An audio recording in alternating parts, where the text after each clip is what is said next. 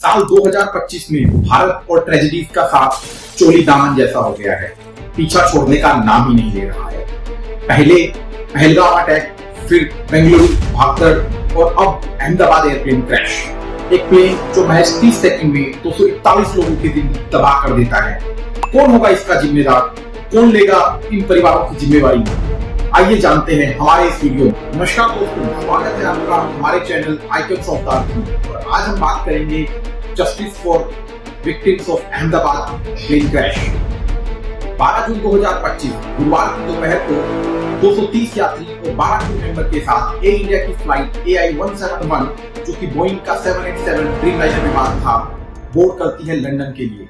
1:38 पे flight board होती है और महज 30 सेकंड के अंदर 625 फीट की हाइट के बाद फ्लाइट नीचे आने लग जाती है और 1:39 पर यह फ्लाइट बीजे मेडिकल कॉलेज के कोस्टल पे जा गिरती है। इस एक्सीडेंट में 229 पैसेंजर, 12 क्रू मेंबर और 20 MBBS के स्टूडेंट्स को अपनी जान गंवानी पड़ती है। ये बोइंग 787 ड्रीमलाइनर विमान था जो कि प्लेन्स की कैटेगरी में सबसे सेफेस्ट माना जाता है, लेकिन फिर भी इतनी सारी जिंदगियों को एक पलक में ही तबाह कर देता है।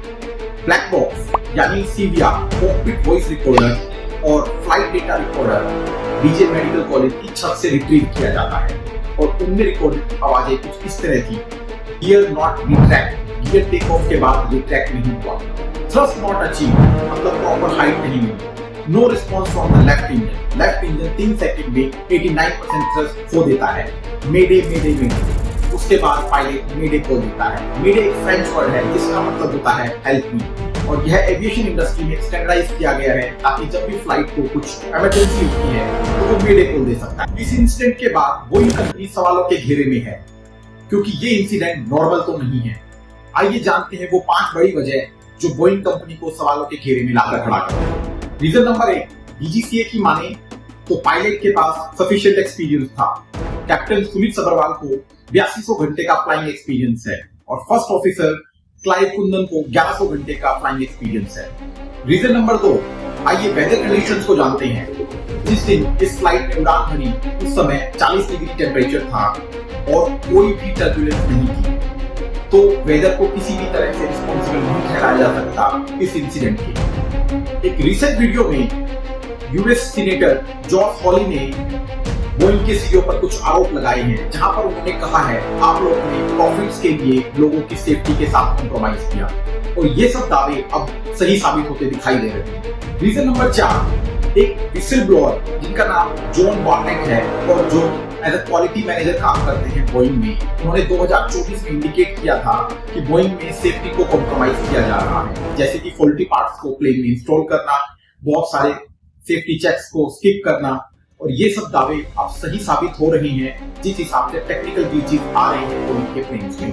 5वां रीजन बोइंग प्लेन की पुरानी हिस्ट्री को लेकर है, स्पेशली बोइंग 737 सीरीज, जिसमें नंबर ऑफ इंसिडेंट की बात करें तो 2015 से 2025 तक टोटल 117 सिक्योरिटी इंसिडेंट हुए हैं, जिसमें 14 फैटल क्रैशेस शामिल हैं और 1176 लोगों ने अपनी जान गंवाई है। मेजर क्रैशेस की बात करें तो 2018 का लियोन एयर, 2019 का इथियोपियन एयरलाइन और 2024 का अलास्का एयरलाइन शामिल है। अहमदाबाद प्लेन क्रैश के बाद तो मानो टेक्निकल ग्लिचेस की झड़ी सी लग रही है। 17 जून Air India flight AI-180 Kolkata to Delhi को कोलकाता में स्टॉप करना पड़ा और इसका रीजन था लेफ्ट इंजन में फॉल्ट आना। 16 जून Air India Express Delhi to Ranchi Boeing 737, इसमें भी टेक्निकल फॉल्ट आ जाता है। 16 जून एयर इंडिया बोइंग 787 ड्रीमलाइनर विमान हांगकांग टू दिल्ली, और ये भी टेक्निकल फॉल्ट का शिकार होता है। एक बहुत कॉमन पैटर्न आप ऑब्जर्व करेंगे, सभी विमान बोइंग के हैं और सभी टेक्निकल फॉल्ट का शिकार होते हैं। एक प्लेन जो आसमान में सिर्फ 30 सेकंड रहा और उसके अंदर हर सीट पर कुछ कहानियां थी, किसी का सपना, किसी का सैक्रिफाइस, किसी की फैमिली। आइए जानते हैं उनमें से कुछ मेजर कहानियां। पहली कहानी है ओनली सर्वाइवर विश्वास कुमार रमेश। विश्वास कुमार बताते हैं जैसे ही प्लेन ब्लास्ट हुआ तो आंखों के आगे अंधेरा सा छा गया। वो 11A सीट पर बैठे थे जो कि इमरजेंसी सीट है, और वो किसी भी तरह से प्लेन का इमरजेंसी गेट खोलकर नीचे कूद जाते हैं। उनकी सांसें तो अभी चल रही हैं, लेकिन हर लम्हा उनकी आंखों से भुलाए नहीं। दूसरी कहानी है ब्रिजेश मोर की, जो कि एक MBBS स्टूडेंट हैं। उन्होंने बताया कि मैं कुछ समय पहले ही मैस के लिए निकला था अगर मैं मैथ्स के लिए नहीं निकला होता तो मैं हॉस्टल बिल्डिंग में होता और आज ये कहानी नहीं बता रहा होता। तीसरी कहानी है भूमि चौहान की, जो 10 मिनट ट्रैफिक में लेट होने के कारण इस प्लेन को बोर्डिंग से मिस कर देते हैं। इसलिए कहा गया है जो होता है जिंदगी में शायद वो अच्छे के लिए ही होता है। चौथी कहानी है डॉक्टर अर्जुन पटोलिया की, जो कि यूके में एक डॉक्टर थे। वो अपनी वाइफ अस्या ने अहमदाबाद आए थे 2 बेटियों को यूके छोड़कर, और किसे पता था कि वो भी वापस नहीं लौटेंगे। उनका कहना था ड्यूटी के बाद घर सबसे जरूरी है, लेकिन किसे पता था वो अब घर नहीं लौट पाएंगे और उनकी बेटियों की जिंदगी हमेशा के लिए बदल जाएगी। पांचवी कहानी है एक फैमिली की जो ईद की छुट्टियां मनाने जा रही थी और सभी खुश थे इस ईद रियूनियन पे, लेकिन किसे पता था सबसे यादगार पल ही सबसे खतरनाक यादें बनकर रह जाएंगे। तो अब बात करते हैं, क्या इसी तरह से जिंदगियों का सौदा होता रहेगा?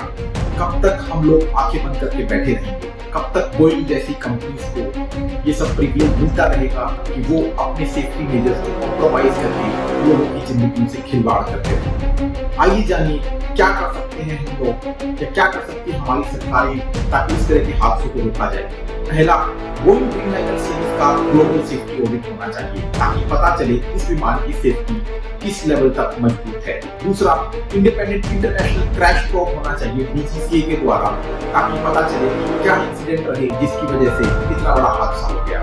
तीसरा, justice for victims of Ahmedabad airplane crash ताकि उन फैमिलीज को कंपनसेशन में उनका अधिकार मिल सके। चौथा, इंडिया में 787 मॉडल बोइंग को सस्पेंशन किया जाए till it prove safety measures. पांचवा, विसल ब्लोअर प्रोटेक्शन लॉज को एनफोर्स किया जाए ग्लोबली ताकि कोई विसल ब्लोअर अपनी आवाज उठा सके और बता सके कंपनीज में क्या क्या खामियां हैं। दोस्तों, बोइंग ने जो किया वो सिर्फ एक डिजाइन फेलियर नहीं है, एक पूरा सेफ्टी कल्चर का फेलियर है। जब 737 मैक्स का क्रैश हुआ तो कहा गया था कि हमने सीख लिया है, पर अहमदाबाद ने साबित किया उन्होंने कुछ नहीं बदला है। अब वक्त है हम आवाज उठाएं, बोइंग को अकाउंटेबिलिटी दी जाए और विक्टिम्स के लिए जस्टिस का डिमांड किया जाए। इस वीडियो को हर प्लेटफॉर्म पर शेयर कीजिए और सब्सक्राइब कीजिए आइकन ऑफ द अर्थ पे, जहां हम लेकर आते हैं आपके लिए आपकी आवाज। धन्यवाद।